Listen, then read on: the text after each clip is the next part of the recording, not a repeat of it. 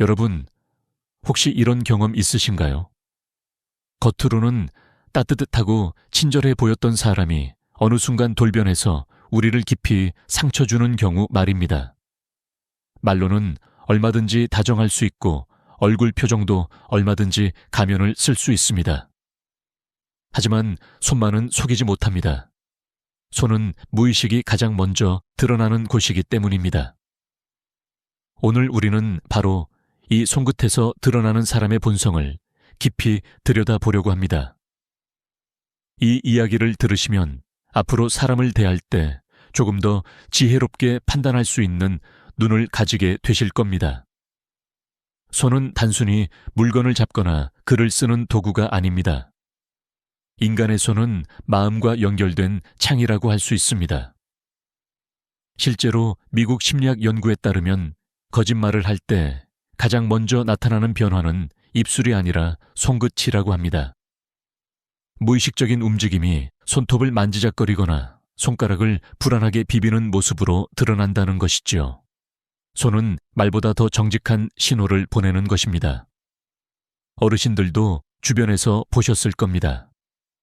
늘 약속을 지키고 성실한 분은 손짓도 차분하고 정돈되어 있는 반면 늘 핑계를 대는 사람은 손끝이 분주하고 어수선합니다.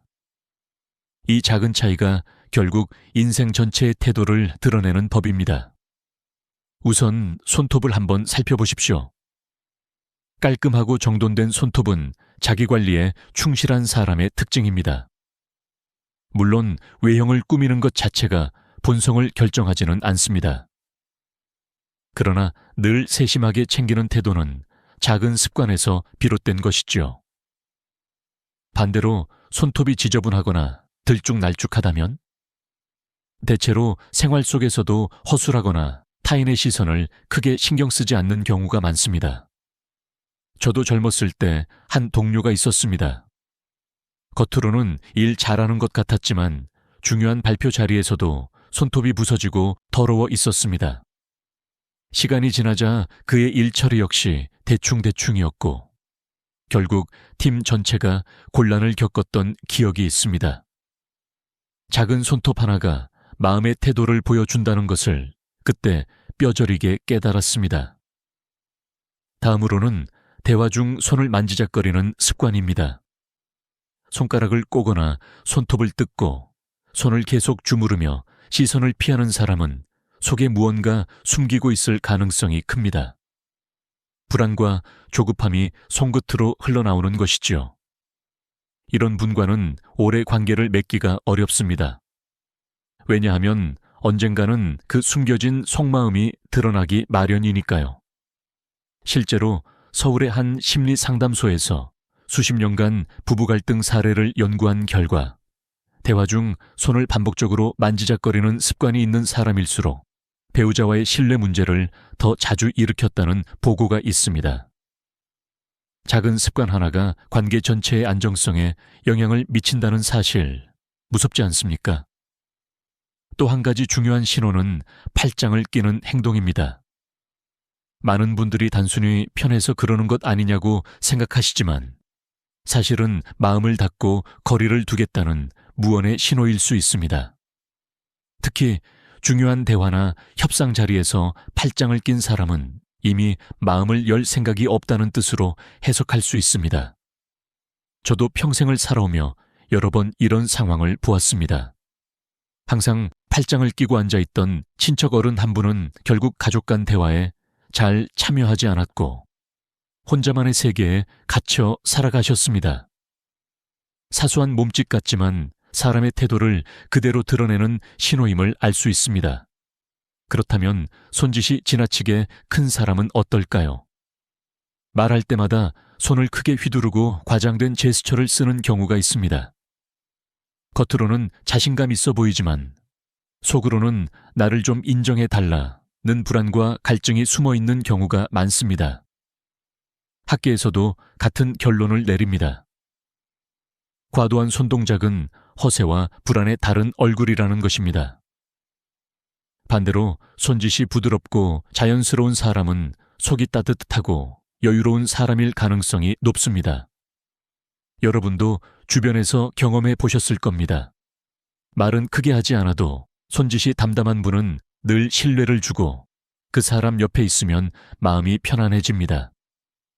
마지막으로 악수의 자세에서도 본성이 드러납니다. 손등을 위로 올려 상대의 손을 누르는 사람은 내가 위에 있다라는 무의식의 표시입니다. 반대로 손바닥을 위로 하여 상대의 손을 감싸주는 사람은 존중과 배려의 마음을 가진 사람입니다. 특히 수평으로 부드럽게 손을 내미는 사람은 같은 눈높이에서 대화하려는 성향을 보이지요. 작은 악수 한 번에 그 사람의 속마음이 드러난다는 사실 기억하셔야 합니다. 제가 젊은 시절 한 교수님을 처음 만났을 때 그분은 제 손을 따뜻하게 감싸며 수평으로 악수해 주셨습니다. 그 순간 저는 이미 그분이 존경할 만한 분임을 직감했고 실제로도 평생을 통해 많은 가르침을 받았습니다. 이처럼 손끝의 습관과 손동작은 단순한 제스처가 아니라 무의식의 거울입니다. 독일 철학자 쇼펜하워는 이렇게 말했습니다. 작은 습관이 그 사람의 인격을 드러낸다. 말은 얼마든지 포장할 수 있고 표정은 얼마든지 숨길 수 있습니다. 그러나 손만은 속이지 못합니다. 그러니 사람을 만날 때는 말보다 먼저 손을 보십시오. 그 손끝에서 그 사람의 본성이 고스란히 드러납니다. 여러분이 앞으로 누군가와 악수하거나 대화를 나눌 때 이 신호들을 떠올려 보시길 바랍니다. 작은 손동작 하나가 그 사람의 믿음직한 친구가 될지 아니면 거리를 두어야 할지를 알려줄 것입니다. 여러분, 얼굴은 사람의 마음을 감출 수 없는 거울입니다. 말은 얼마든지 꾸밀 수 있고 옷차림도 얼마든지 포장할 수 있지만 표정만큼은 순간의 진심이 스쳐 지나갑니다. 특히 눈과 입술, 미세한 근육의 떨림 속에는 우리가 숨기고 싶었던 속마음이 고스란히 드러납니다. 오늘은 이 얼굴 표정 속에 숨어있는 본성의 신호를 함께 살펴보겠습니다. 첫 번째로 눈이 웃지 않는 미소가 있습니다. 입꼬리는 올라가 있지만 눈과 근육은 그대로일 때 그 웃음은 가식일 가능성이 높습니다. 실제로 영국 글래스고 대학 연구팀이 처음 만난 사람들의 미세 표정을 분석했을 때 0.2초 동안 나타나는 눈가 움직임으로 상대의 진심을 80% 이상 맞췄다고 합니다. 저도 수십 년을 살면서 그런 웃음을 여러 번 보았습니다. 젊은 시절 거래처의 한 사람이 늘 환하게 웃었지만 눈은 차갑게 식어 있었지요. 결국 그는 약속을 지키지 않았고 그때의 눈빛이 거짓이었음을 나중에서야 깨달았습니다. 두 번째는 남의 실수에 미묘하게 웃는 표정입니다. 누군가 말을 더듬거나 작은 실수를 했을 때 눈가가 살짝 올라가며 즐거워하는 듯한 모습, 바로 우월감이 드러나는 순간입니다. 이는 단순한 웃음이 아니라 나는 너보다 낫다 라는 속마음을 반영합니다. 실제로 한국 사회학 연구에서도 타인의 실수에 웃음을 보이는 사람일수록 경쟁심이 강하고 인간관계에서 비교를 더 많이 한다는 결과가 있습니다. 이런 사람 곁에 오랫동안 있으면 결국 나까지 평가당하고 비교당하게 됩니다. 세 번째는 칭찬을 들었을 때의 눈동자입니다. 겉으로는 별거 아닙니다 하며 겸손한 듯 말하지만 시선이 불안하게 흔들리고 눈동자를 피하는 경우가 있습니다. 이건 인정 욕구가 강한 사람의 특징입니다. 처음에는 겸손해 보여도 시간이 지나면 왜 자신을 더 알아주지 않느냐는 불만으로 변할 수 있습니다. 제가 예전에 함께했던 후배 중에도 늘 겸손한 말을 했지만 칭찬받을 때마다 눈을 피하곤 했습니다. 결국 시간이 흐르자 그 후배는 주변의 관심을 받지 못한다며 서운함을 토로했고 관계가 점점 불편해졌습니다. 작은 눈빛 하나가 그 사람의 내면을 예고한 것이죠. 네 번째 신호는 잘못을 지적받을 때 나타납니다. 어떤 이는 고개를 숙이고 눈을 내리깔지만 사실은 속으로 변명을 준비하고 있는 경우가 많습니다. 하버드대 연구에 따르면 지적을 받을 때 시선을 피하는 사람일수록 책임 회피 성향이 높다고 합니다. 단순히 부끄러움이 아니라 마음속에 이미 핑곗거리를 찾고 있다는 뜻이죠. 우리도 가족이나 지인에게서 이런 모습을 본 적 있을 겁니다. 꾸중을 듣는 순간 눈을 피하는 아이가 결국 다른 사람이 먼저 그랬다 고 말하던 경험, 바로 그 예입니다. 다섯 번째는 과도하게 큰 웃음입니다. 별일 아닌데도 크게 웃고 때와 장소를 가리지 않고 웃음을 터뜨리는 사람. 겉으로는 밝아 보이지만 사실은 불안과 허세가 숨어 있는 경우가 많습니다. 미국 UCLA 연구소에서 수백 명의 웃음을 분석했는데 과장된 웃음을 자주 짓는 사람은 실제로 불안 지수가 더 높았다고 합니다. 이런 웃음은 타인의 시선을 끌기 위한 방어 기제이기도 합니다. 저 역시 젊은 시절 늘 크게 웃던 친구를 알고 있었습니다. 그는 누구보다 즐거워 보였지만 시간이 흐르자 외로움과 불안을 털어놓았지요. 그의 웃음이 스스로를 지키기 위한 가면이었음을 나중에서야 알게 되었습니다. 정리해 보겠습니다. 눈이 웃지 않는 미소는 가식의 신호이고 남의 실수에 웃는 표정은 경쟁심과 우월감을 드러냅니다. 칭찬을 들을 때 눈을 피하는 사람은 인정 욕구가 지나치고 지적받을 때 시선을 피하는 사람은 책임을 회피하려는 경향이 있습니다. 그리고 과도하게 크게 웃는 사람은 불안과 허세가 숨어 있습니다. 프랑스 철학자 모랄리는 이렇게 말했습니다. 진심은 눈가의 주름 속에 숨어 있다. 결국 말보다 표정보다 그 순간의 눈빛이 그 사람의 본성을 말해줍니다. 여러분, 우리가 평생을 살며 만나는 사람들은 헤아릴 수 없을 만큼 많습니다. 그러나 그중 진정한 친구와 동료는 극히 적습니다. 잘못된 만남으로 상처받지 않으려면 말보다는 표정을 먼저 살피십시오. 그 짧은 눈빛 하나가 여러분의 미래 관계를 지켜줄 수 있습니다. 여러분, 우리가 평생을 걸으며 살아온 길을 돌아보면 발자국마다 삶의 흔적이 남아 있습니다. 그런데 놀랍게도 걸음걸이 하나만으로도 그 사람의 본성이 드러난다는 사실 알고 계셨습니까? 사람은 마음을 숨길 수 있어도 발은 숨기지 못합니다. 발걸음 속에 그 사람의 불안, 자존감, 책임감이 그대로 담겨 있기 때문입니다. 먼저 발을 질질 끄는 사람을 떠올려 보십시오. 이건 단순한 습관이 아닙니다. 귀찮다, 대충 하자라는 무의식이 발끝에서 흘러나오는 것입니다. 실제로 미국 스탠퍼드 대학 연구팀이 1200명의 보행 습관을 6달간 관찰했는데 발을 끄는 사람은 게으름과 책임 회피 성향이 뚜렷했다고 합니다. 제가 직장에서 만난 동료 중에도 늘 발을 끌며 걷던 이가 있었습니다. 중요한 순간마다 약속을 지키지 않았고 결국 그는 신뢰를 잃고 말았습니다. 발소리가 우리에게 경고를 보내고 있었던 것이죠. 다음으로 어깨를 움츠리며 걷는 사람입니다. 고개는 숙여져 있고 시선은 바닥만 바라보며 어깨는 안으로 오그라들어 있습니다. 이는 자존감이 낮고 늘 남의 눈치를 보는 사람의 특징입니다.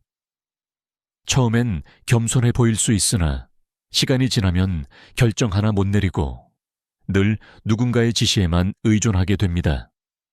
실제 한국의 한 노인복지 연구에서도 어깨를 움츠린 채 걷는 어르신들은 우울감과 자존감 저하가 강하게 나타났다는 결과가 나왔습니다. 걸음걸이는 단순히 몸의 자세가 아니라 삶을 대하는 태도이기도 합니다. 세 번째는 지나치게 빠른 걸음입니다.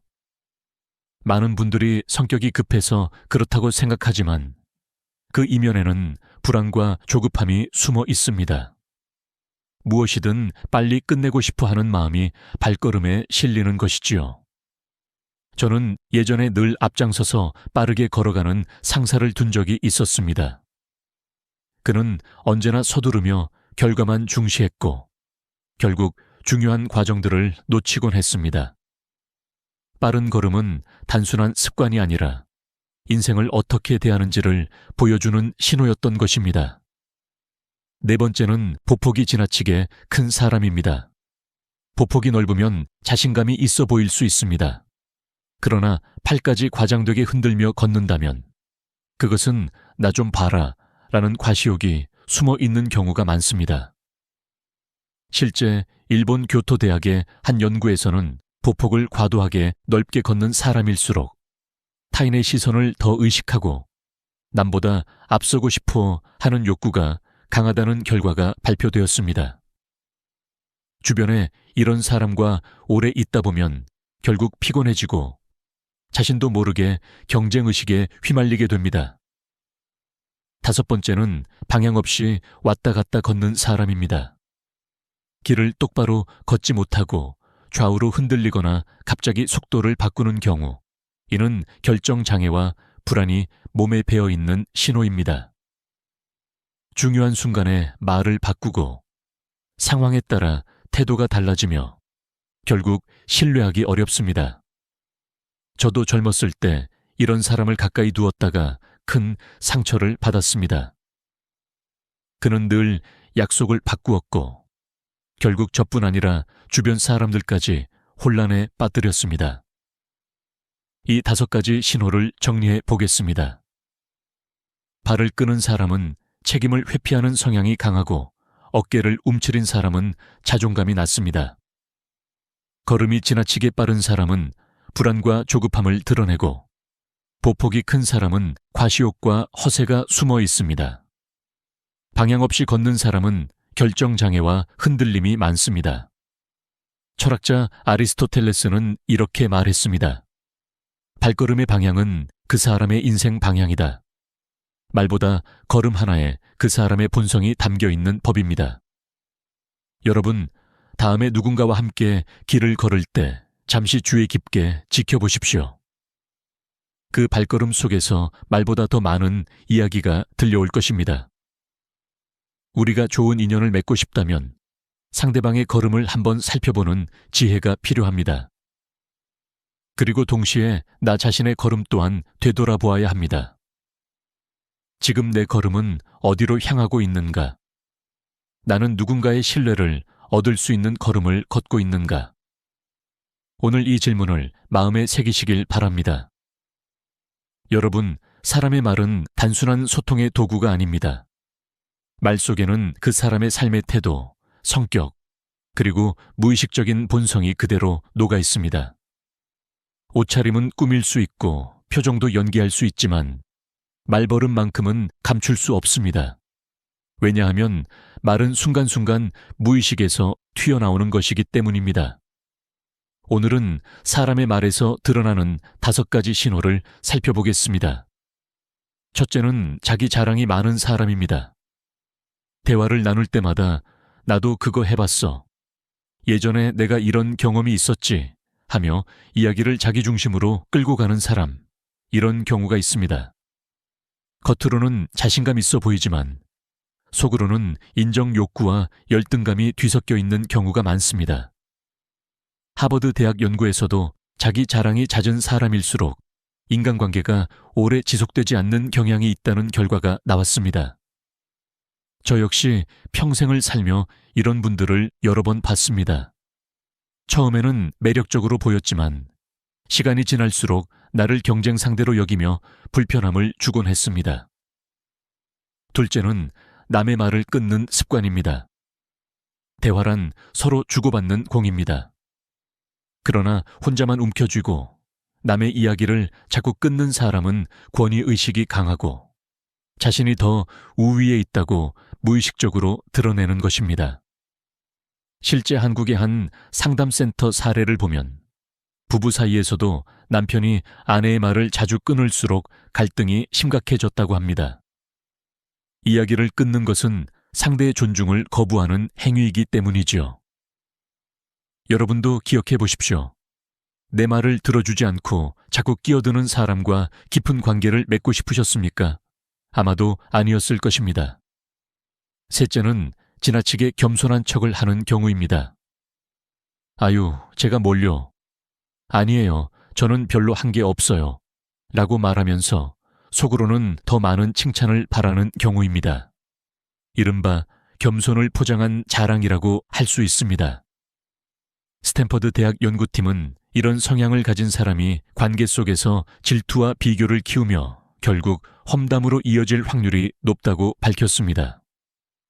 실제로 제 주변에도 늘 겸손한 말을 입에 달고 살던 사람이 있었습니다.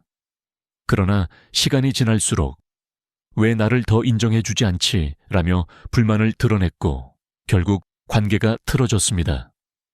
말과 속마음이 일치하지 않았던 것이죠. 넷째는 무례한 농담을 자주 하는 사람입니다. 에이, 농담인데 왜 그래? 그냥 웃자고 한 얘기야 라고 하면서 상대방의 마음에 상처를 남기는 경우가 있습니다. 하지만 농담은 본심의 가장 솔직한 언어입니다. 미국 코넬 대학 연구에서도 무례한 농담을 즐기는 사람은 상대를 무시하거나 지배하려는 성향이 강하다고 밝혔습니다. 처음에는 그냥 웃고 넘어갈 수 있지만 결국 그 농담은 당신에게도 상처가 될 것입니다. 저 역시 직장에서 그런 농담을 자주 하던 동료를 겪었습니다. 그는 결국 주변 모두와 갈등을 일으켰고 신뢰를 잃고 말았습니다. 다섯째는 말을 빗대어 하는 습관입니다. 넌 참 특이하다. 역시 넌 나랑 다르지. 라며 에둘러 표현하는 사람은 사실 속으로는 자신이 우위에 있다는 생각을 가지고 있습니다. 이런 사람은 남의 성공이나 행복을 진심으로 기뻐하지 못합니다. 언젠가는 반드시 상대를 깎아내릴 말을 찾아내게 됩니다. 저는 실제로 가까웠던 지인이 늘 에둘러 표현을 했는데 나중에 보니 제 성공을 축하하면서도 속으로는 불편해하고 있었습니다. 결국 그 관계도 오래가지 못했습니다. 정리해 보겠습니다. 자기 자랑이 많은 사람은 열등감과 인정 욕구가 강하고 남의 말을 끊는 사람은 권위의식이 강합니다. 과도한 겸손은 질투와 비교심으로 이어질 수 있으며 무례한 농담은 본심을 드러내는 상처입니다. 말을 빗대는 습관은 우월감과 경쟁심을 숨긴 신호입니다. 독일 철학자 비트겐슈타인은 이렇게 말했습니다. 내 언어의 한계가 곧 내 세계의 한계다. 말 속에 그 사람의 세계가 담겨 있다는 뜻입니다. 여러분, 우리는 누군가의 말 속에서 그 사람의 본성을 읽을 수 있습니다. 동시에 내 말 역시 나 자신을 보여주고 있습니다. 오늘 이 시간을 통해 다른 사람의 말뿐 아니라 나 자신의 말버릇도 돌아보시기 바랍니다. 언어는 우리의 세계를 만들고 우리의 관계를 지탱하는 힘입니다. 바른 말이 바른 관계를 만든다는 사실을 기억하시길 바랍니다. 여러분, 우리는 종종 큰일 앞에서는 연기를 할 수 있습니다. 중요한 자리에 나가면 누구나 옷을 단정히 차려입고 말도 조심하며 태도를 다듬습니다. 그러나 진짜 본성은 그런 무대 위의 모습에서 드러나는 것이 아닙니다. 무심코 나오는 작은 행동, 일상 속에서 별 생각 없이 반복되는 태도 속에 숨어 있습니다. 오늘은 바로 이 작은 행동에서 드러나는 5가지 신호를 이야기해 보겠습니다. 첫째, 엘리베이터 문 닫힘 버튼입니다. 눈앞에서 누군가 뛰어오는데도 굳이 문 닫힘 버튼을 누르는 사람. 이건 단순한 성격 문제가 아니라 무의식 속에 내 편의가 먼저다 라는 태도가 자리 잡고 있는 경우입니다. 미국 콜롬비아 대학 연구팀이 500쌍의 커플과 친구 관계를 관찰한 결과 이런 작은 행동 하나가 신뢰대에 미치는 영향이 말보다 4배 이상 크다는 사실이 밝혀졌습니다. 저 역시 회사에서 이런 상황을 본 적이 있습니다. 늘 문을 먼저 닫아버리던 사람은 결국 동료들의 신뢰를 잃고 말았지요. 작은 행동이지만 결국 사람의 본심을 드러내는 신호였습니다. 둘째, 식당이나 카페에서 종업원에게 무례하게 대하는 사람입니다. 이것은 사람을 판단하는 가장 빠른 필터라고 할 수 있습니다. 자기보다 약한 사람에게 무례하게 대하는 이는 결국 언젠가 당신에게도 같은 태도를 보입니다. 미국 코넬 대학 연구에 따르면 종업원에게 함부로 대하는 사람은 대인관계에서 자기중심적이고 문제 상황에서 책임을 피하려는 경향이 강했습니다. 저도 평생을 살아오면서 이 점을 뼈저리게 느꼈습니다. 겉으로는 친절해 보이던 한 친구가 식당에서 직원에게 무시하는 말을 했을 때 제 마음은 이미 멀어지고 있었습니다. 작은 장면 하나가 관계의 진실을 보여주는 법입니다. 셋째, 남의 물건을 허락 없이 만지는 습관입니다. 이건 뭐야? 라며 남의 소지품에 함부로 손을 대는 사람. 이는 경계심이 없고 타인을 존중하지 않는 태도의 표현입니다. 작은 행동 같지만 이런 사람은 결국 가까운 관계에서도 상대의 경계선을 무너뜨리려 듭니다. 실제 한국의 한 가족 상담 사례에서도 자녀의 물건을 허락 없이 사용하는 부모가 있을 때 아이는 강한 불신과 분노를 키우며 관계가 악화된다고 보고했습니다. 작은 습관 같지만 결국 큰 상처로 이어지는 것입니다. 넷째, 대화 중에 스마트폰을 보는 행동입니다. 대화는 서로의 마음을 주고받는 시간인데 상대방이 말할 때 핸드폰을 들여다본다면 무의식적으로 나는 너보다 이게 더 중요하다 라는 메시지를 전하는 셈입니다. 하버드대 연구에서는 대화 중 스마트폰을 확인하는 습관이 있는 사람은 상대에게서 신뢰를 잃을 확률이 2배 높다고 밝혔습니다. 저도 후배와 중요한 대화를 나눌 때 그가 계속 휴대폰을 들여다보는 모습을 보고 마음이 차갑게 식었던 적이 있습니다. 결국 대화는 끊어지고 관계도 소원해졌습니다. 다섯째, 작은 부탁을 귀찮아하는 태도입니다. 물 한 잔만 부탁해도 될까? 그거 잠깐만 건네줄래? 이런 작은 부탁에 짜증을 내거나 귀찮아하는 사람은 상대방을 배려할 마음이 부족한 경우가 많습니다. 미국 UCLA 연구소에서 6개월간 인간관계를 추적한 결과 작은 부탁을 자연스럽게 들어주는 사람이 장기적으로 더 깊은 신뢰를 얻는다는 사실이 드러났습니다. 결국 사소한 친절이 큰 관계를 지탱하는 힘이 되는 것입니다. 저는 오래 알고 지낸 한 친구가 늘 작은 부탁에도 웃으며 응해주는 모습을 보며 그가 진심으로 믿을 만한 사람이라는 것을 확신하게 되었습니다. 정리해 보겠습니다. 엘리베이터 문 닫힘 버튼을 누르는 사람은 자기 이익을 우선하는 사람이고 종업원에게 무례한 사람은 약자에게 갑질하는 성향이 있습니다. 남의 물건을 허락 없이 만지는 사람은 경계를 존중하지 못하고 대화 중 스마트폰을 보는 사람은 상대를 존중하지 않습니다. 작은 부탁을 귀찮아하는 사람은 따뜻함이 부족한 사람입니다. 독일 철학자 니체는 이렇게 말했습니다. 사람의 인격은 작은 행동에서 가장 선명하게 드러난다. 큰 말보다 작은 행동 하나가 진짜 얼굴을 보여준다는 뜻입니다. 여러분, 우리가 만나는 사람을 제대로 알고 싶다면 그들의 말보다, 표정보다, 손보다 작은 행동을 먼저 보십시오. 그리고 동시에 우리 자신의 작은 행동도 돌아봐야 합니다. 내가 누군가에게 어떤 신호를 보내고 있는지, 내 사소한 태도가 상대의 마음에 어떤 흔적을 남기고 있는지 늘 생각해 보시길 바랍니다. 작은 행동 하나가 평생의 인연을 만들 수도 있고 무너뜨릴 수도 있습니다. 여러분, 지금까지 손, 표정, 걸음걸이, 말버릇, 그리고 작은 행동을 통해 사람의 본성이 어떻게 드러나는지 살펴보았습니다. 그렇다면 이런 습관들이 곧바로 운명처럼 고정되어 있는 걸까요? 저 사람은 원래 저래, 평생 못 바꿔 라는 말을 흔히 하지만 과연 진실일까요? 결론부터 말씀드리겠습니다. 아닙니다. 인간은 충분히 변할 수 있습니다. 뇌는 놀라울 만큼 유연하고 반복되는 경험 앞에서 새롭게 만들어집니다. 미국 UCLA 행동변화연구소에서 진행한 흥미로운 실험이 있습니다. 1000명의 참가자를 두 그룹으로 나누었지요. A그룹은 단순히 참아라, 자제해라 라는 훈련만 시켰습니다.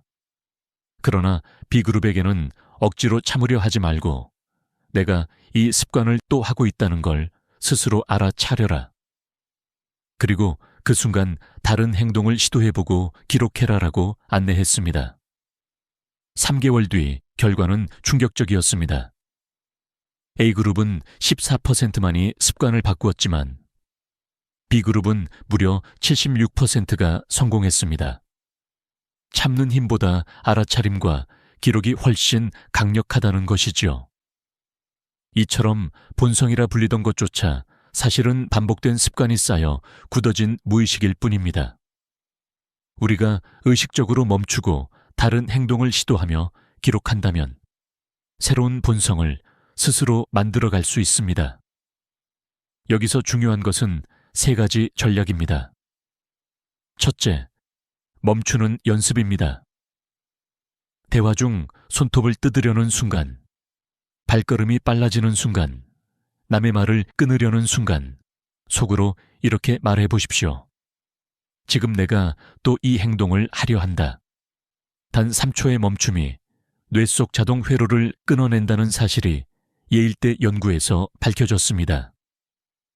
이 3초 멈춤은 새로운 습관의 출발점이 됩니다. 둘째, 반대 행동을 미리 정해두는 것입니다. 팔짱을 자주 낀다면 나는 손을 무릎 위에 포갠다 라고 미리 정해두고 실천합니다. 걸음이 빠르다면 일부러 천천히 걷습니다. 하루 3번만 반복하면 뇌는 21일 후 자동으로 따라가기 시작한다는 것이 독일 베를린 대학 뇌과학 연구팀의 결과입니다.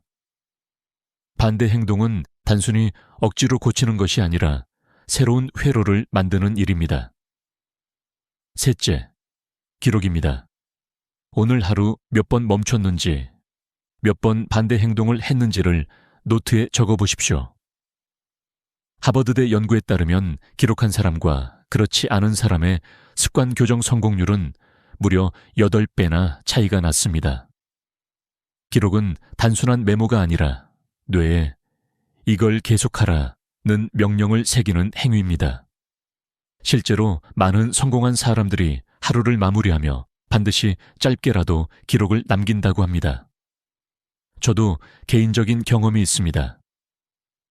젊을 때 저는 늘 말을 빨리 끊는 버릇이 있었습니다. 나도 모르게 상대방 이야기에 끼어들었지요. 하지만 어느 날 가족의 눈빛에서 실망을 읽고 난 뒤부터 습관을 고쳐야겠다고 다짐했습니다. 그때 선택한 방법이 바로 멈춤과 기록이었습니다. 매일 일기를 쓰며 오늘은 몇 번 멈췄는가를 적었고 한 달쯤 지나니 자연스럽게 말하는 속도가 느려지고 상대의 말을 끝까지 들어주게 되었습니다. 주변 사람들의 표정도 달라졌습니다.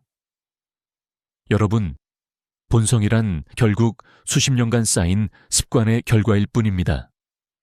그 습관을 다시 쌓으면 우리의 본성도 바뀔 수 있습니다. 독일 철학자 니체는 이렇게 말했습니다. 나 자신을 바꾸고 싶다면 하루에 100번 새로 시작하라. 중요한 것은 완벽한 의지가 아니라 작은 인지와 반복, 그리고 꾸준한 기록입니다. 혹시 지금 떠오르는 고치고 싶은 습관이 있으신가요? 손톱을 뜯는 습관, 빠른 걸음, 무심코 내뱉는 말버릇, 작은 행동 하나라도 좋습니다. 오늘부터 단 하루에 한 번만 멈추고 한 번만 다르게 행동해 보십시오. 그리고 그것을 적으십시오. 6달 뒤 여러분은 전혀 다른 모습으로 성장해 있을 것입니다. 이것이 오늘 우리가 나눈 마지막 신호이자 동시에 희망의 메시지입니다. 사람의 본성은 결코 돌에 새겨진 문장이 아닙니다. 우리가 어떻게 살아가느냐에 따라 어떤 습관을 쌓느냐에 따라 언제든 새로 쓰일 수 있는 이야기입니다. 그러니 주저하지 말고 오늘 이 순간부터 다시 시작해 보시길 바랍니다. 식사는 단순히 에너지를 보충하는 시간이 아니라 사람의 성격과 인격을 엿볼 수 있는 기회입니다. 우리는 식사 중에 발생하는 작은 행동들을 통해 다른 사람의 본성을 읽을 수 있습니다. 예를 들어 음식을 먹는 방식이나 음식에 대한 반응, 그리고 다른 사람들과의 상호작용 등은 그 사람의 성격을 잘 보여줍니다. 이러한 상황을 통해 우리는 많은 사람들의 숨겨진 특성을 알 수 있습니다. 한 예로, 식당에서 음식을 기다리는 동안 불평을 하는 손님을 상상해 보세요. 음식이 늦게 나오자마자 종업원을 향해 짜증을 내고 자신의 불만을 쏟아내는 사람을 보았을 때 그 사람의 성격을 어느 정도 알 수 있습니다. 하지만 이는 단순히 식사에서의 하나의 작은 행동일 뿐입니다. 이런 작은 행동들이 그 사람의 깊은 성격과 태도를 드러낸다는 사실은 우리가 식사에서 중요한 가치를 배울 수 있는 이유입니다. 이처럼 식사 자리에서 발생하는 일상적인 상황은 그 사람의 진짜 모습을 그대로 보여줍니다. 예를 들어 음식을 먹을 때의 속도나 소리, 그리고 불만을 표현하는 방식은 그 사람의 인내심, 배려심, 그리고 다른 사람과의 관계에서의 태도를 드러냅니다. 그래서 식사는 단순한 음식의 섭취가 아닌 사람의 성격을 엿볼 수 있는 중요한 순간입니다. 특히 중요한 자리에서는 더욱 그 사람이 드러나기 쉽습니다. 가족 모임이나 중요한 회의에서 식사 중 발생하는 작은 행동들이 그 사람의 본성을 그대로 보여줍니다. 음식을 대할 때 우리는 그 사람의 인격, 배려, 그리고 평소 태도를 알 수 있습니다. 식사 중에 누군가를 존중하는 행동을 보면 그 사람이 얼마나 따뜻한 마음을 가진 사람인지 알 수 있습니다. 따라서 식사 자리에서의 행동은 단순한 일상적인 행동이 아니며 사람의 진짜 성격을 판단할 수 있는 중요한 순간임을 기억해야 합니다. 식사하는 방식, 특히 음식을 먹을 때의 행동은 그 사람의 성격을 알 수 있는 중요한 단서입니다. 사람은 음식을 먹을 때 그 안에 다양한 특성들이 나타나기 마련입니다. 속도, 음식을 다루는 태도, 그리고 불편한 상황에서의 반응 등은 모두 그 사람의 본성을 드러냅니다. 이번에는 어떻게 식사 습관을 통해 사람의 성격을 파악할 수 있는지에 대해 구체적으로 살펴보겠습니다. 우리가 흔히 볼 수 있는 예 중 하나는 음식을 급하게 먹는 사람입니다. 이런 사람은 대부분 인내심이 부족하고 상황에 대한 여유가 부족한 경우가 많습니다. 음식을 먹을 때 서두르며 마치 시간이 부족하다는 듯이 급하게 먹는 사람은 일상에서나 직장에서 조금만 일이 틀어지면 쉽게 짜증을 내고 문제를 해결하려 하기보다는 감정을 먼저 표현하는 경향이 있습니다.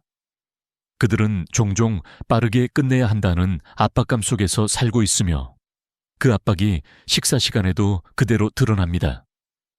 반면 음식을 천천히 먹고 주변 사람들의 표정을 살피며 식사를 즐기는 사람은 위기 상황에서도 차분함을 유지하며 모든 일을 여유롭게 처리하려는 태도를 보입니다. 이런 사람은 항상 안정감을 주며 어려운 상황에서도 흔들리지 않고 차분히 문제를 해결하려 합니다. 그들은 주변 사람들에게도 신뢰를 주며 사람들은 자연스럽게 그런 사람에게 의지하게 됩니다. 이러한 성격은 직장에서든 가정에서든 다른 사람들에게 긍정적인 영향을 미칩니다. 미국 미네소타 대학교의 연구에서는 사람들의 식사 습관과 성격의 관계를 실험으로 확인한 바 있습니다.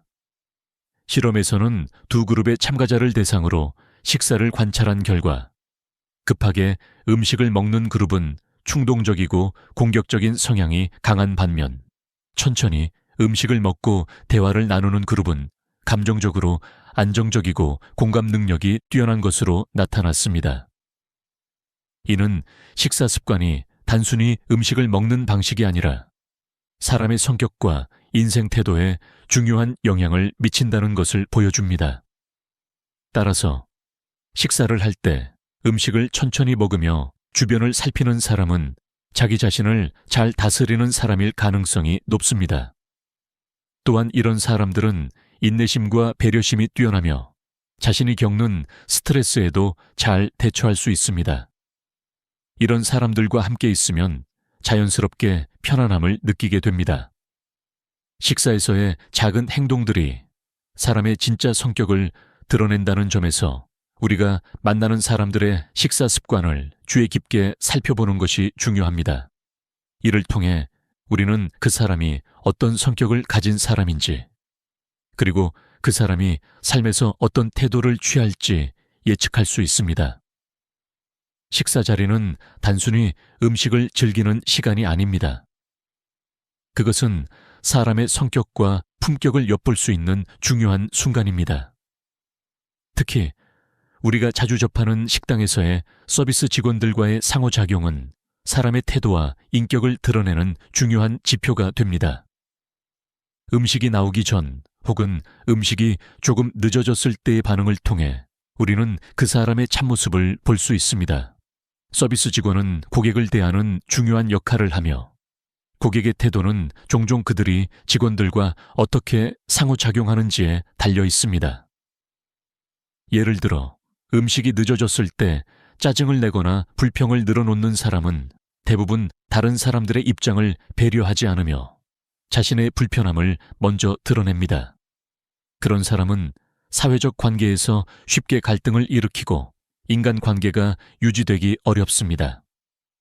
이는 단순히 식사 자리에 국한되지 않고 일상생활에서도 마찬가지입니다. 직장에서든 친구들 사이든 타인을 존중하는 태도가 없으면 관계가 오래가지 못합니다. 반면 음식이 늦어졌을 때 차분하게 기다리거나 괜찮아요, 기다릴 수 있어요 라고 말하는 사람은 다른 사람들을 배려할 줄 아는 사람입니다. 이들은 불편한 상황에서도 여유를 잃지 않으며 다른 사람의 수고와 노력을 인정하고 감사하는 마음을 가지고 있습니다.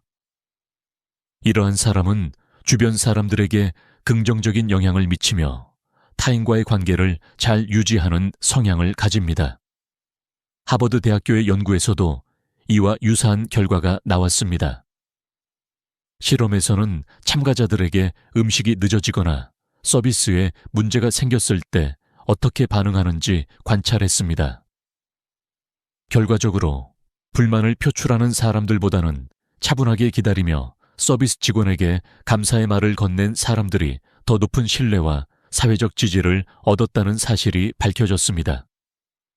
이는 사람들의 태도와 품격이 직장이나 일상생활에서 중요한 역할을 한다는 것을 증명해 줍니다. 따라서 우리가 식사 자리를 포함한 다양한 상황에서 서비스 직원과의 상호작용을 통해 그 사람의 성격을 평가할 수 있습니다. 그 사람이 얼마나 인내심을 가지고 타인을 존중하는지를 알 수 있는 중요한 기회가 되는 것입니다. 때로는 우리가 잘 모르고 있는 사람들과의 관계가 바로 이런 작은 행동들에서 시작될 수 있습니다. 결국 서비스 직원에 대한 태도는 그 사람의 내면을 드러내는 중요한 지표입니다. 이 태도에서 우리는 그 사람이 진정으로 어떤 사람인지를 파악할 수 있습니다. 그리고 우리는 이러한 사람들과의 관계에서 더 많은 신뢰를 쌓을 수 있으며 그들과 함께하는 시간은 더욱 의미 있고 가치 있는 시간이 될 것입니다. 식사 자리는 단순한 음식을 섭취하는 시간이 아닙니다. 그것은 우리가 서로 소통하고 감정을 교류하며 심리적으로 연결되는 중요한 순간입니다. 사회적 관계에서 우리가 어떻게 행동하느냐는 식사 중의 태도에서 잘 드러납니다. 특히 사람들과 함께 식사할 때 우리의 식사 태도는 그 사람과의 관계에 중요한 영향을 미치고 나아가 우리의 사회적 신뢰도와 공감 능력을 형성합니다. 예를 들어 식사 중에 우리가 상대방의 말을 듣고 공감하는 방식은 그 관계의 깊이를 결정짓는 중요한 요소입니다. 대화 중에 눈을 맞추고 고개를 끄덕이며 상대방의 이야기를 경청하는 사람은 그 관계에서 신뢰를 쌓고 서로의 유대감을 강화하는 데 중요한 역할을 합니다. 반면 대화 중에 계속해서 휴대폰을 확인하거나 눈을 맞추지 않고 이야기를 듣지 않는 사람은 상대방에게 소외감을 주며 그 관계를 약화시킬 수 있습니다. 이처럼 식사 중에 작은 행동들이 관계의 미래를 결정짓는 중요한 열쇠가 되는 것입니다. 미국 스탠포드 대학교에서 진행한 연구에 따르면 친구 관계나 연인 관계에서 식사 중에 휴대폰을 사용하지 않고 서로의 눈을 마주보며 대화하는 사람들은 더 높은 정서적 유대감을 느끼고 식사 후 만족도가 크게 증가하는 것으로 나타났습니다.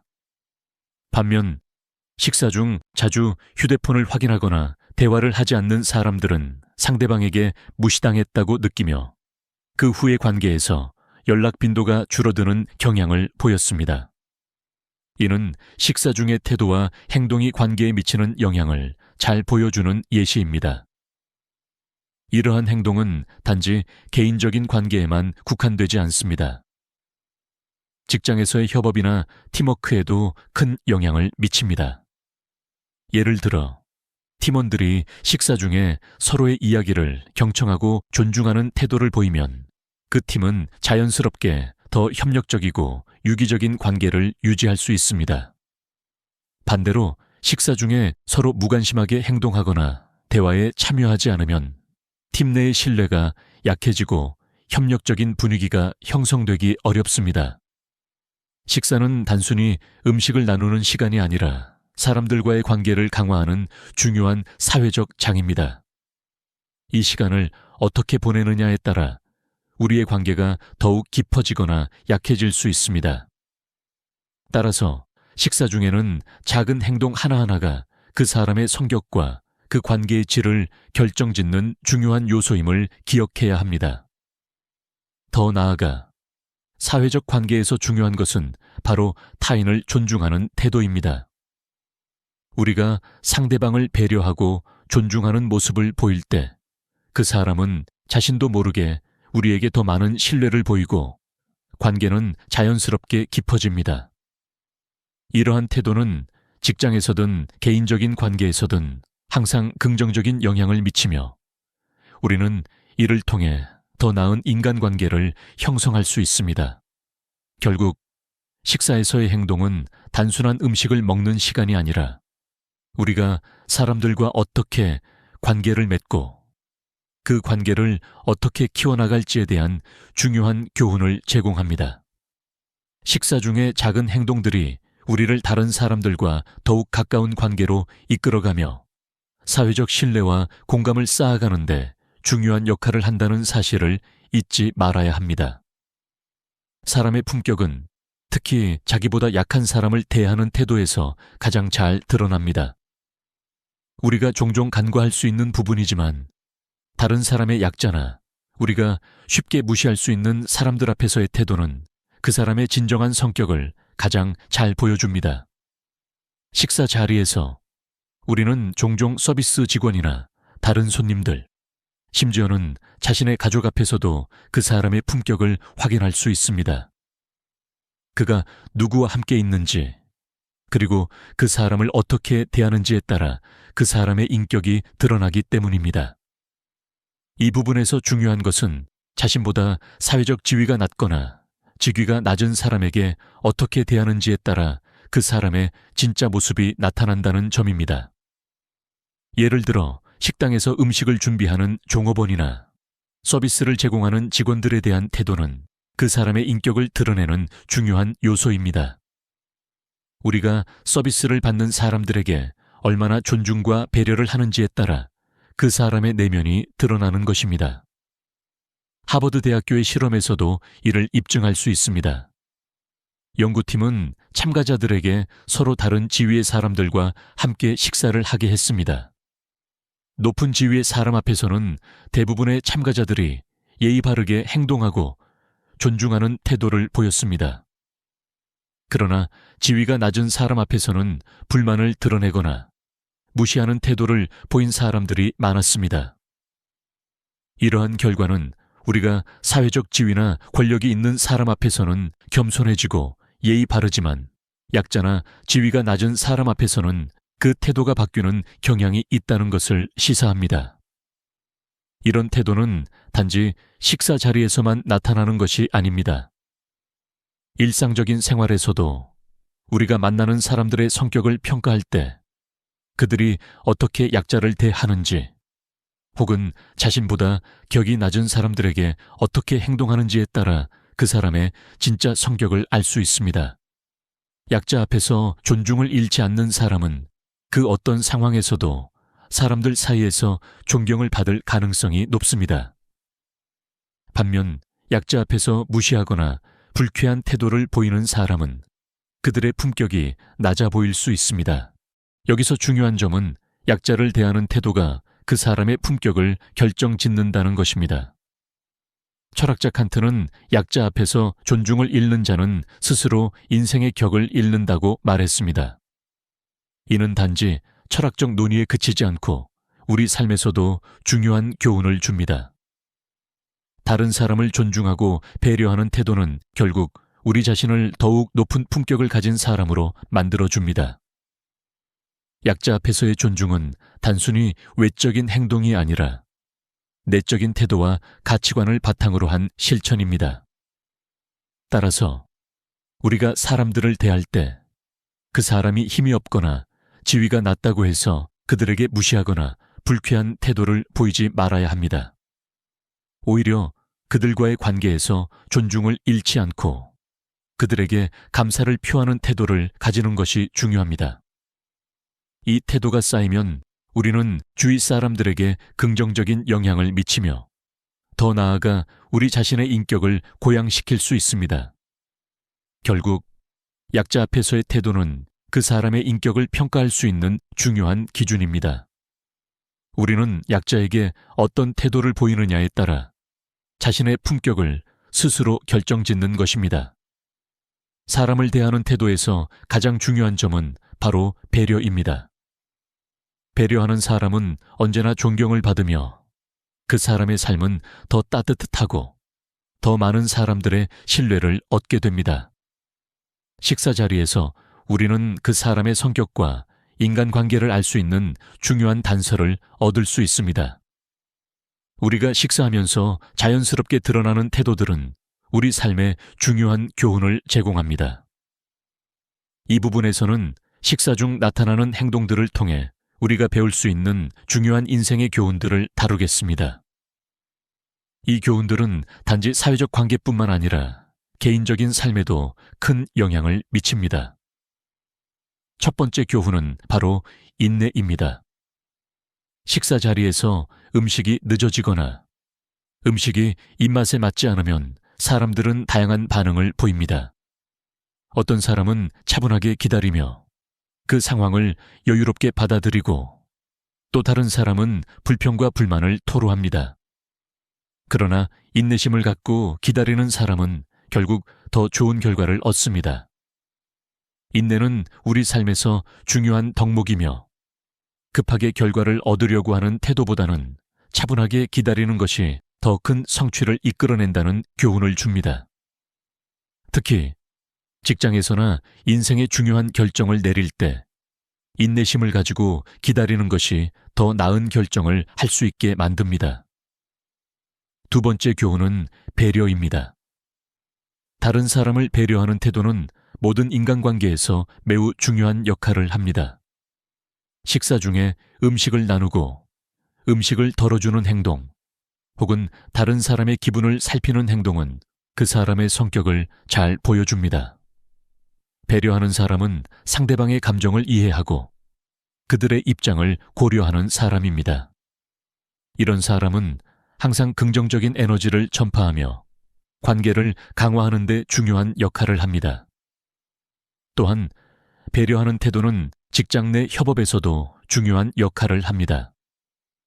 동료들에게 도움을 주고 그들의 말을 경청하는 것이 협력의 시작입니다. 세 번째 교훈은 감사의 표현입니다.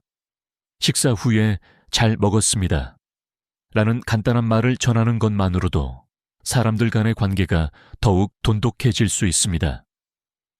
감사의 표현은 우리가 상대방을 인정하고 존중하는 방식입니다. 이것은 단지 식사 자리에 국한되지 않고 일상에서도 매우 중요한 요소입니다. 직장에서든 가정에서든 감사의 말을 자주 표현하는 사람은 다른 사람들에게 신뢰를 얻고 그들의 마음을 얻을 수 있습니다. 또한 감사의 표현은 사람들 간의 긍정적인 관계를 구축하는 데 필수적입니다.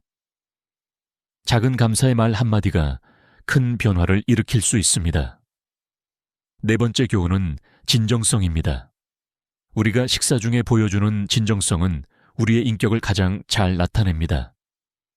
음식을 서둘러 먹거나 불평을 하거나 다른 사람과의 대화에서 진심을 다하지 않는다면 그 사람은 결국 진정성 없는 행동을 하고 있다는 인상을 줄 수 있습니다.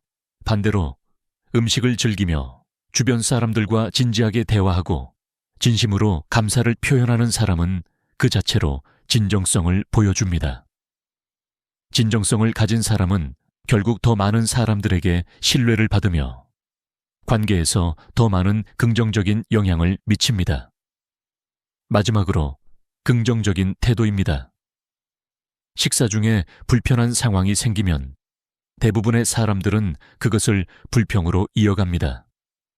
하지만 긍정적인 태도를 유지하고 웃음을 잃지 않는 사람은 그 상황을 더 잘 이겨낼 수 있습니다. 긍정적인 태도는 직장에서든 일상생활에서든 문제를 해결할 수 있는 열쇠가 됩니다. 식사 자리가 불편해도 웃음을 잃지 않고 차분하게 기다리거나 상황을 즐기려는 태도는 관계를 유지하고 새로운 기회를 창출하는 데 중요한 역할을 합니다. 긍정적인 사람은 언제나 주변 사람들을 편안하게 만들며 더 많은 기회를 얻게 됩니다. 이렇듯 식사 자리에서 우리는 중요한 인생의 교훈들을 얻을 수 있습니다. 작은 행동들, 예를 들어 음식을 천천히 먹고 다른 사람의 말을 경청하며 감사의 표현을 아끼지 않는 것 등이 결국 우리 삶을 더 풍요롭고 의미 있게 만들어 줍니다. 이러한 교훈들은 직장에서든 가정에서든 혹은 친구들과의 관계에서든 우리의 삶을 개선하는 데 중요한 역할을 합니다. 마지막으로 우리가 배운 교훈을 일상에서 실천하는 것이 중요합니다. 식사 자리는 단지 음식을 먹는 시간이 아니라 사람들과의 관계를 더 깊게 만들고 자신을 돌아보는 시간이 되어야 합니다.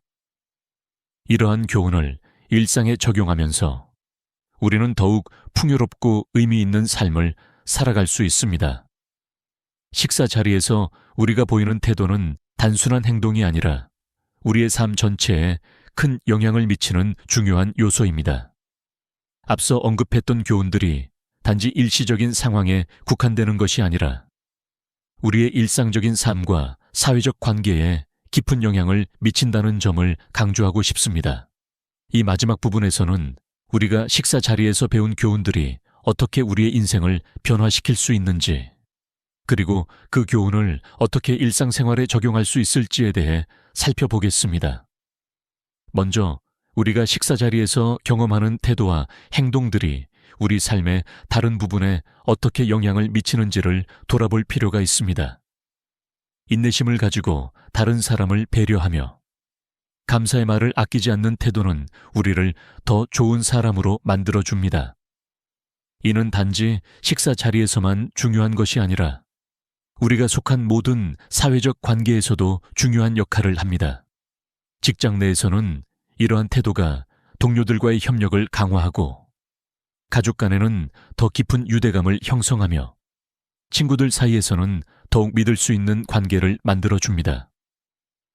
또한 긍정적인 태도와 진정성을 가지고 사람들을 대하는 것은 결국 우리 자신에게도 긍정적인 영향을 미칩니다.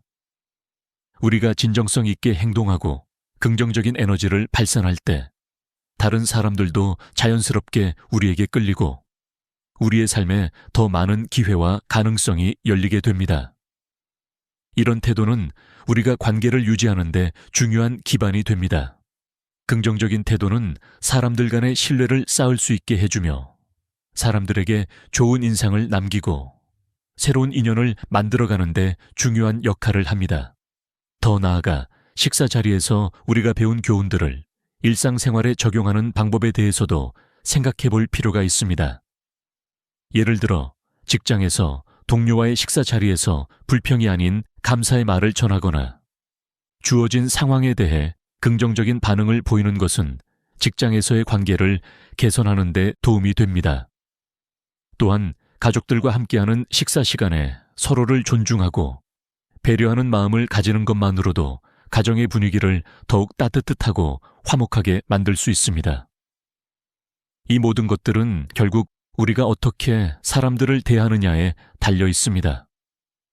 사람들을 대하는 태도에서 우리가 배운 교훈들을 실천하면 우리 삶은 더 풍요롭고 의미 있게 바뀔 것입니다.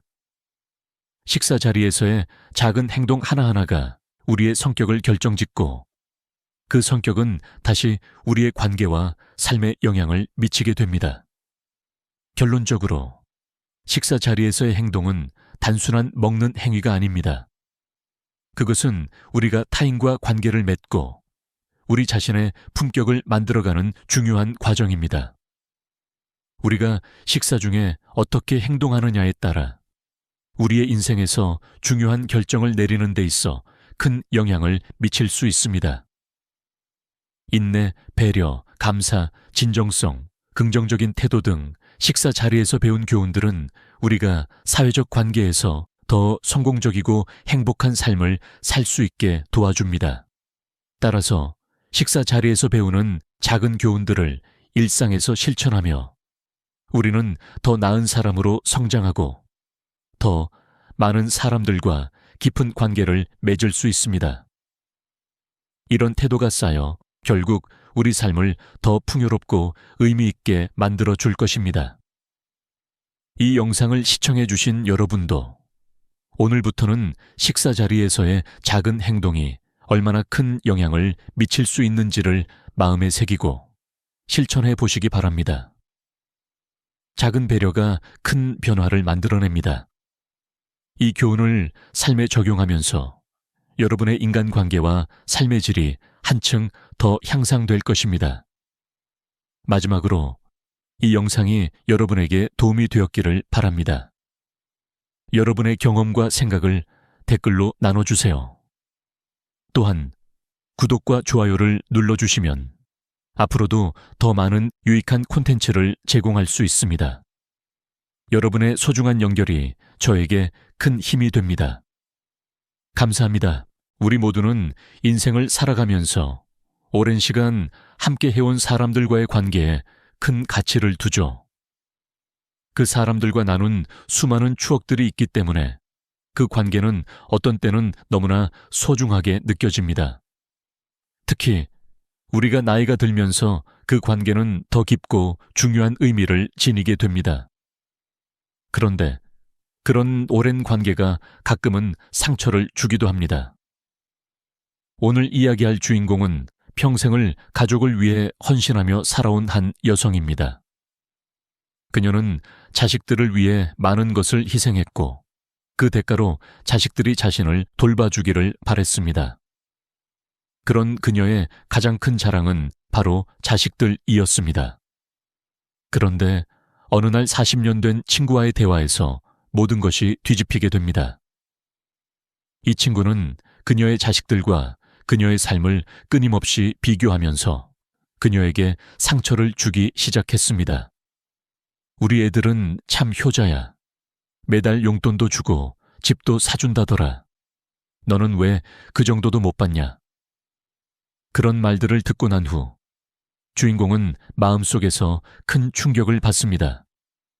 그녀는 지금까지 가족을 위해 최선을 다하며 살아왔다고 믿었지만 이 친구의 말은 그녀에게 깊은 상처를 안겨주었습니다. 처음에는 웃어 넘기려 했습니다. 하지만 친구는 반복적으로 그런 말을 계속하며 주인공을 의식하지 않게 무심코 비교하고 깎아내리곤 했습니다. 그런 이야기가 반복될 때마다 주인공은 점점 더 불편해지고 자신이 과연 지금까지 살아온 방식이 옳았는지 의문을 가지기 시작했습니다. 내가 이렇게 살아온 게 맞았을까? 친구는 왜 나를 이렇게 평가하는 걸까? 이 질문들이 그녀의 마음을 복잡하게 만들었고, 결국 그녀는 한 가지 결정을 내리게 됩니다. 더 이상 자신을 불편하게 만드는 관계에서 벗어나야겠다고 결심한 것입니다. 하지만 40년을 함께 해온 친구를 그렇게 쉽게 끊을 수 있을까요? 그런 고민 속에서 주인공은 계속해서 마음속에서 갈등하며 결정을 내리기까지 많은 시간이 걸리게 됩니다. 이제 우리는 이 이야기를 통해 그 친구와의 관계에서 느낀 감정의 변화를 따라가며 나아가 자신을 위한 삶을 살아가기 위한 방법을 알아보려 합니다. 우리가 오랫동안 관계를 유지해 온 사람에게 실망을 느끼는 순간 그 충격은 말로 표현할 수 없을 정도로 큽니다. 특히 그런 사람은 우리의 인생에서 중요한 존재였기 때문에 그 실망의 감정은 더 깊고 아픕니다. 이제 주인공은 오랜 친구로부터 받은 상처에 대해 생각하기 시작합니다. 그녀는 지금까지 그 친구에게 너무 많은 기대를 걸어왔습니다. 40년 동안 함께 해온 친구였으니 당연히 그녀는 그 친구가 자신을 이해하고 위로해 줄 것이라고 믿었습니다. 하지만 현실은 달랐습니다. 친구는 자신이 겪고 있는 어려움과 아픔에 대해 이야기할 때마다 대신 자주 불편한 비교를 했습니다. 그녀의 자식들과 그녀의 삶을 끊임없이 비교하며 너는 왜 그렇게 하지 않느냐라는 말을 반복한 것입니다. 그런 말은 한 번이 아니었습니다. 점차적으로 주인공은 그 친구의 말에 상처받고 있다는 것을 깨달았습니다. 친구가 자신을 위로하기는커녕 그 친구의 말은 오히려 자신을 더욱 불안하게 만들었습니다. 내가 이렇게 해온 게 잘못된 걸까?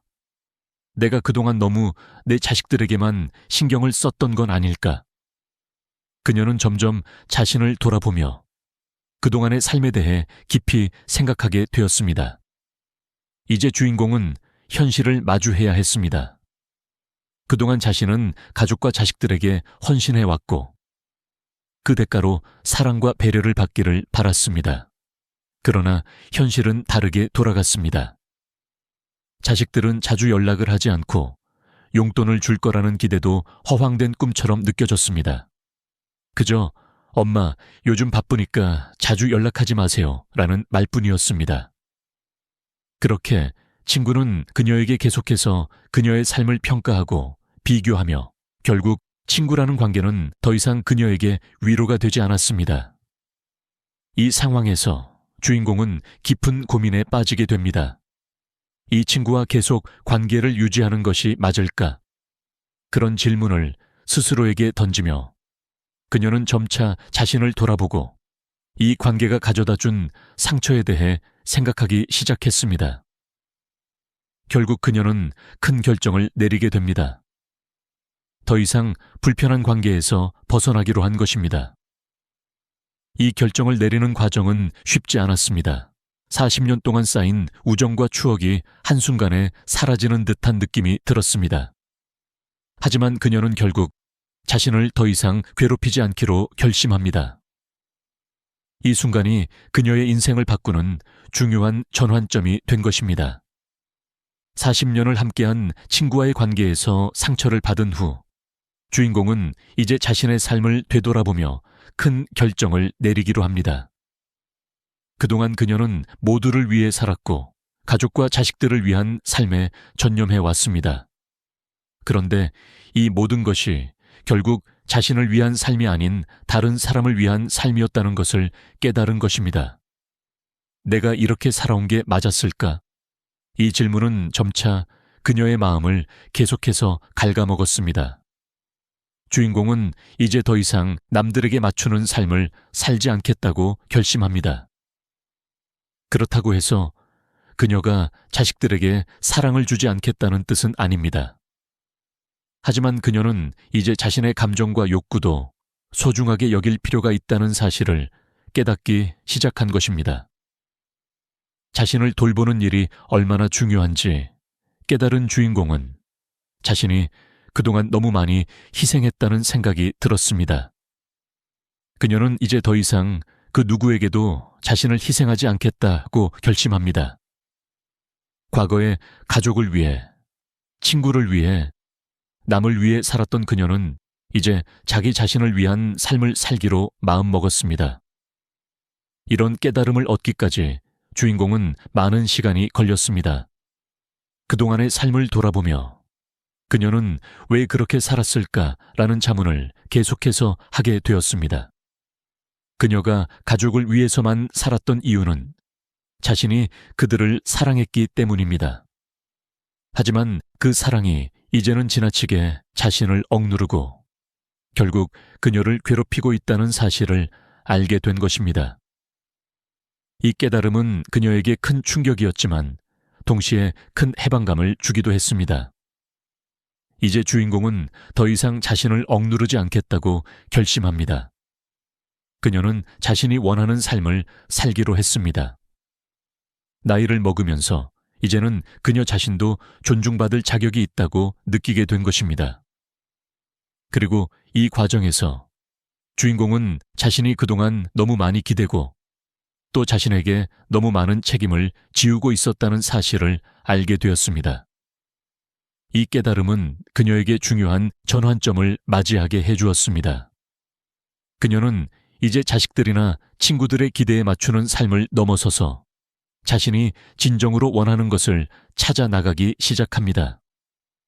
자기 자신을 위한 삶을 살겠다고 결심한 순간, 그녀는 마음속 깊은 곳에서 느낀 평온함과 자유로움을 경험하게 됩니다. 하지만 이런 결정을 내리기까지 주인공은 큰 용기가 필요했습니다. 40년을 함께해온 친구와의 관계를 끊는다는 것은 결코 쉬운 일이 아니었습니다.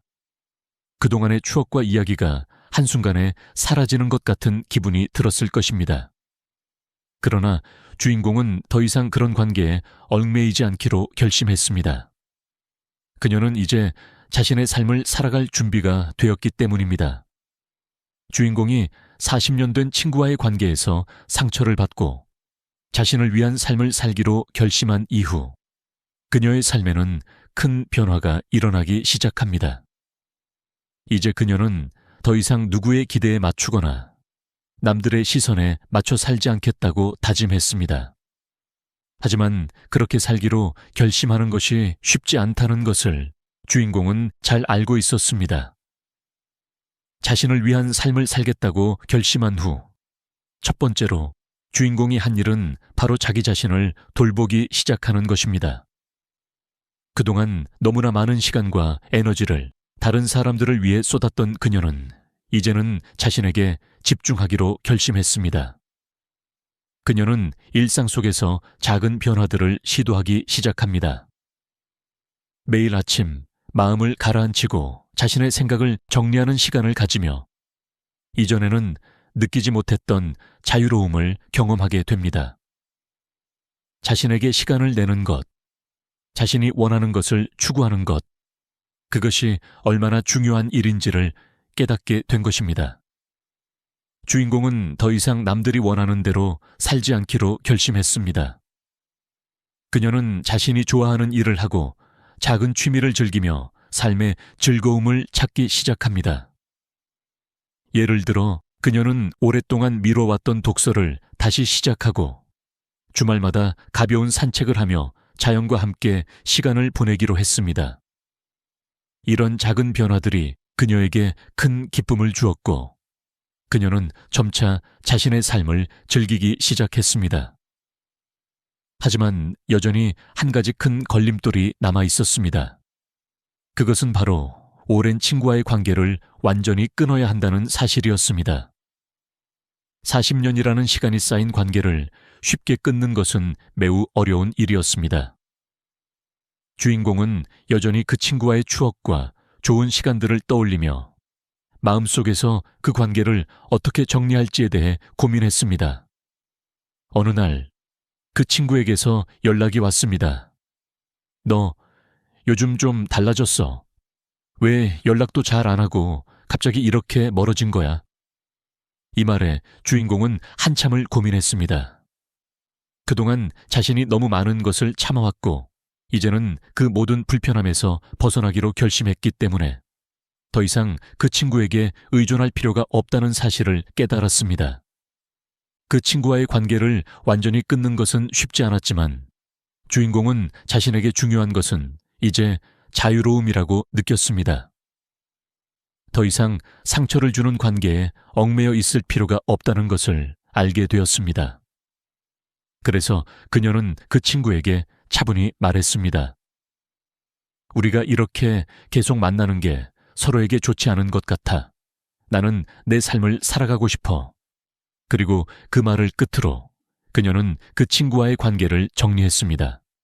이 결정은 주인공에게 큰 해방감을 주었고 그녀는 이제 진정한 자유를 느끼며 살아갈 수 있게 되었습니다.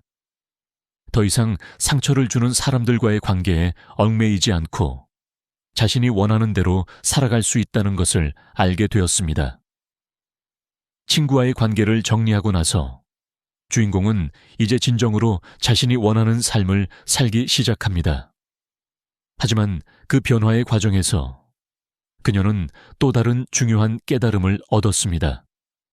그것은 바로 나이가 들면서 사람들과의 관계가 어떻게 변화하고 그 관계에서 진정한 의미를 찾는 것이 얼마나 중요한지에 대한 것이었습니다. 자신의 삶을 위한 결정을 내리고 새로운 시작을 하면서 주인공은 다른 사람들과의 관계를 다시 한번 돌아보게 되었습니다. 그녀는 예전에는 친구들이나 가족과의 관계에서 외로움이나 불안감을 느꼈을 때 그들을 붙잡고 의지하려 했습니다. 그러나 이제는 그런 관계에서 얻는 감정적인 만족보다는 진정으로 나를 이해하고 편안하게 해주는 사람들과의 관계가 더 중요하다는 것을 깨달았습니다. 그녀는 이제 더 이상 사람들과의 관계에서 의무감을 느끼지 않습니다. 대신 그녀는 자신이 정말로 소중하게 여길 수 있는 사람들만을 만나고 그들과 진정한 교감을 나누기 시작합니다.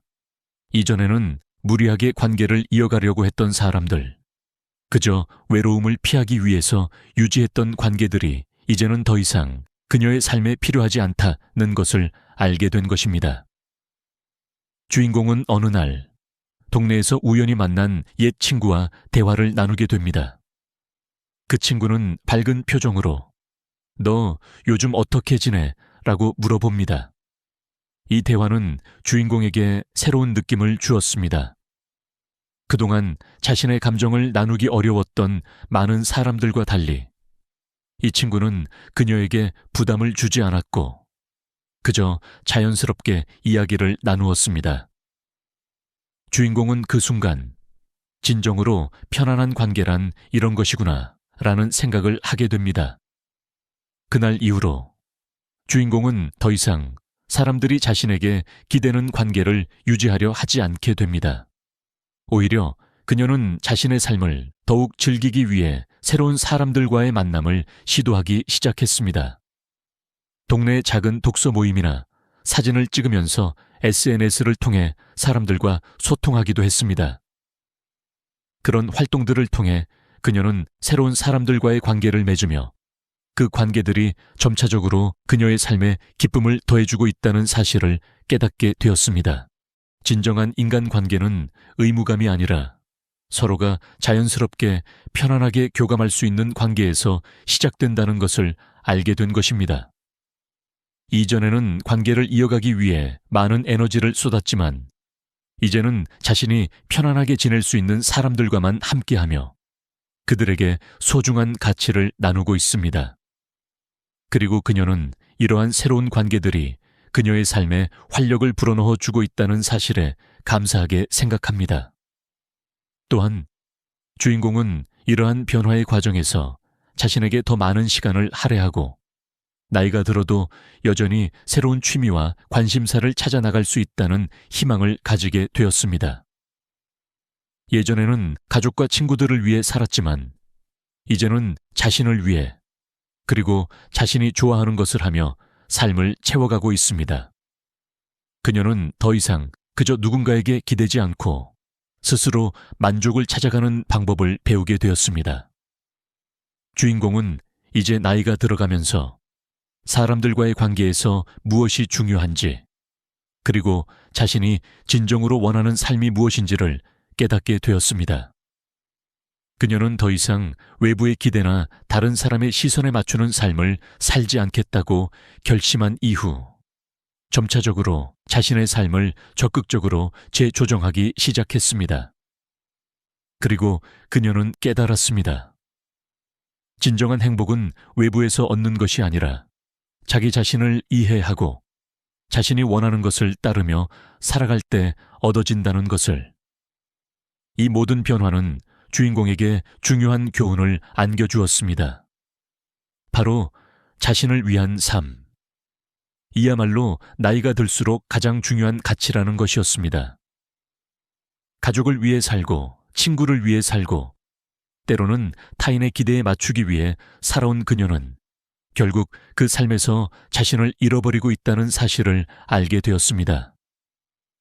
이제 그녀는 자신이 원하는 대로 자신이 행복할 수 있는 방식으로 삶을 살아가기로 결심한 것입니다.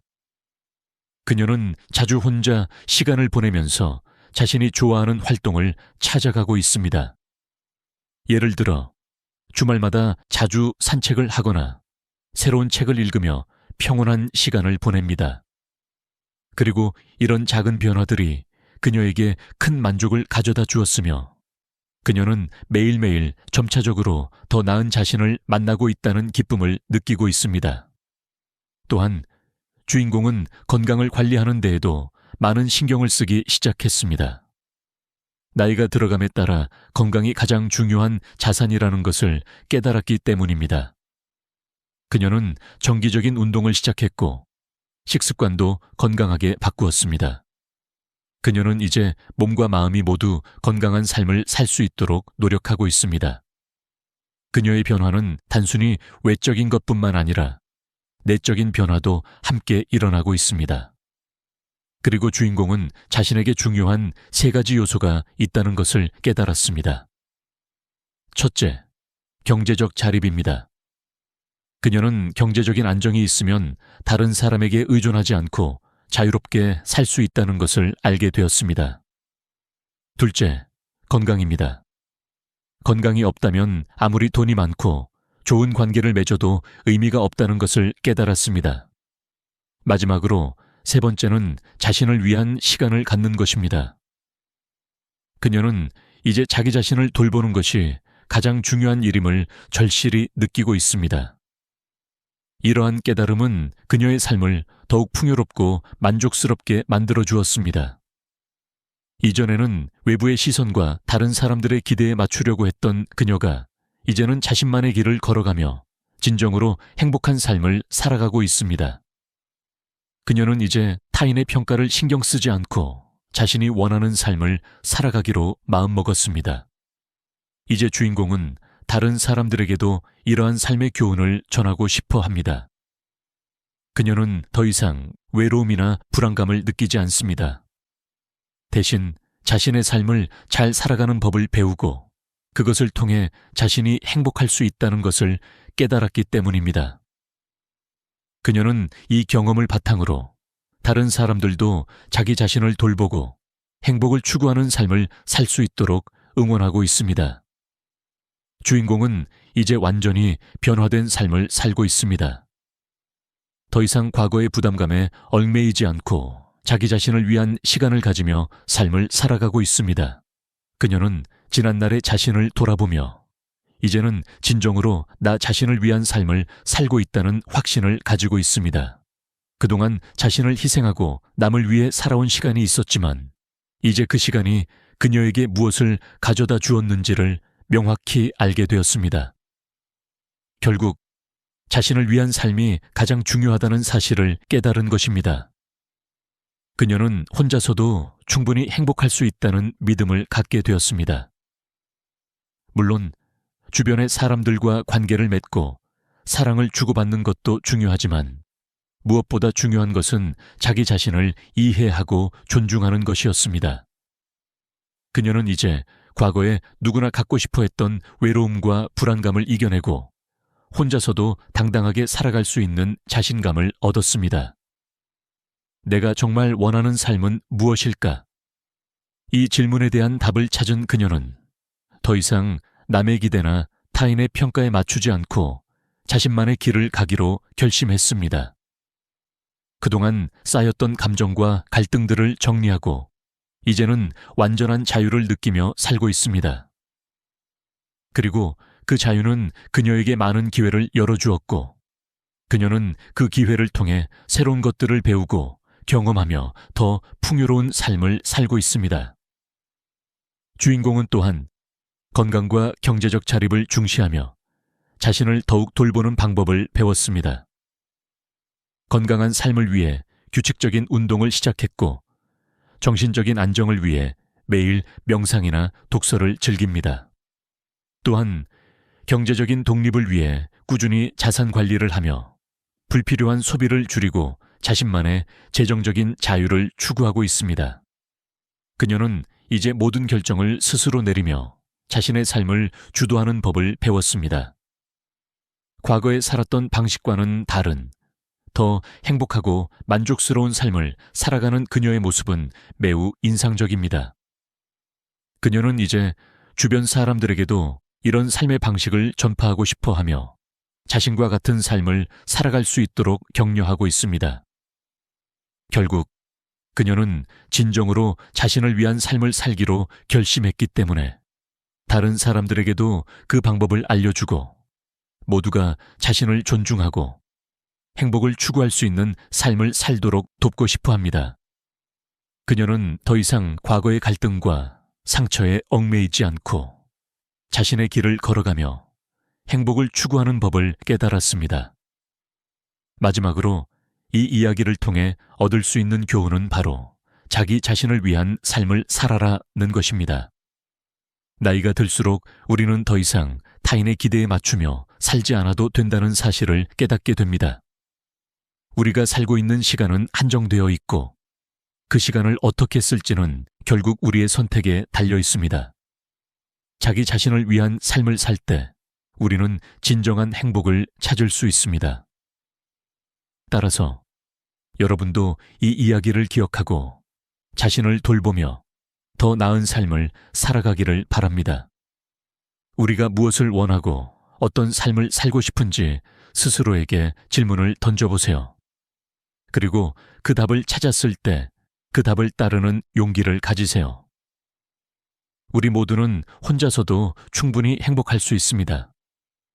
오늘부터 여러분도 자신을 위한 삶을 살아가세요. 그리고 그 길에서 진정한 자유를 찾을 수 있기를 바랍니다.